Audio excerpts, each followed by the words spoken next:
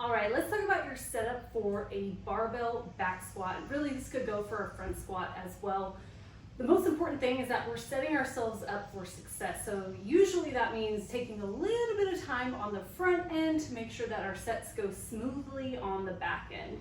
What we do is we need to adjust what we call our J hooks. That are these things on your rack that hold your barbell. So with these, you want to set yourself up, especially starting out a little bit lower than shoulder height. This is going to make it easier for you to get in and out of the rack without having to worry about, if you set it up too high, going up on your tippy toes. So I'd much rather have you err on the side of going too low than too high when we start out. So I'll usually set it up about an inch below my shoulder. That makes it really easy when I'm done with my set to just walk my bar into the rack and set it down. The next thing you want to consider are your safety bars on the side of your rack. Ideally, we want those set up around knee height. What they're there for is to help you in case at the bottom of your squat you get stuck.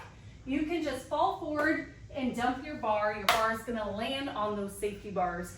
This is set up too low for me ideally right now. However, if I was really serious about going for like a max effort, I would definitely make sure those were set up or that I had a spotter. On that note, if you ever feel like the weight is becoming increasingly too challenging for you, it is a good idea to ask for some assistance in the form of a spot. That just adds that little bit of security to allow you to go for it without fearing that you're going to get stuck under the bar.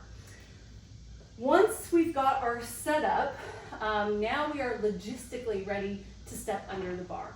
So what I want you to think about is moving underneath your bar, getting yourself set up before you even consider taking a step back. All right, so what we're gonna do, I like to go outside of my shoulders about 6 inches. All right, I have a little bit of shoulder mobility, not severe, but a little bit of limitation. So just going outside a little bit, it makes it a little more comfortable for me. Once you're set up with your hand position, then we can step underneath the bar. We want that bar to sit on the meaty part of our traps, all right? So we don't want it on our neck. We want to create a nice little shelf with our traps for that bar to rest on, all right? There are a couple different positions that you can set the bar. That would be more of a traditional high bar. You can also go a little bit more low bar here. But for our sake, and starting out, we want that bar to sit up nice and high on our traps, just not on the bony part of our neck, all right? After that, we can then move away from the rack. So what we'll do here, we're gonna get set up. Bars across the meaty part of my shoulders. From here, I'm gonna stand straight up. Feel really confident before I start taking a step backwards, all right? That may mean you need to readjust. Maybe you're a little off center. Make sure you feel really set because that dictates the quality of your set after that.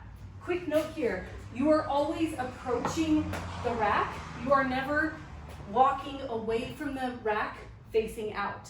That does us no good. That puts you in a lot of risk in case you were to dump the bar. So make sure you're always walking into your rack, that you're facing into your rack when you're performing your sets. After that, we're gonna go ahead and work on our step back. I like just a nice 1-2 step back. So we're here, getting under the bar, making sure we're nice and set, tall stand, okay? 1, 2. You don't need anything else other than that. From here, it's just a straight up squat, baby. So we're gonna lower down, get a feel for it, drive up, lower down, get a feel for it, drive up. Let's say that's our set. Once we're done, we're walking straight in until we smack to the bar, all right? You are not worried about delicately putting it back down. You are setting it in with some force, all right? And you are walking straight into the rack. Once you feel both sides smack, then you know you're okay to then set down.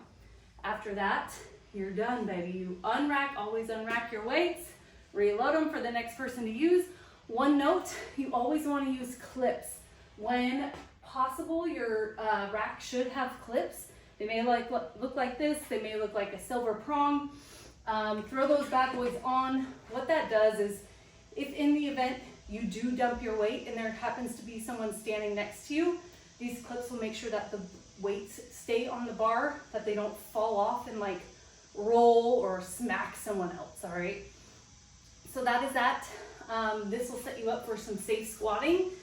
The only other note is that practice makes perfect, right? So you can't anticipate that day one you're gonna come in and it's gonna feel super comfortable, but maybe by day 10 of trying this, you're gonna be feeling a lot more confident, able to push deeper in your squat, more comfortable with this rack itself, and that time to set it up, clean it up, has diminished greatly. So like anything, there's a learning curve, but it only gets better with time. And once you start incorporating some barbell squats into your repertoire, sky's the limit, baby.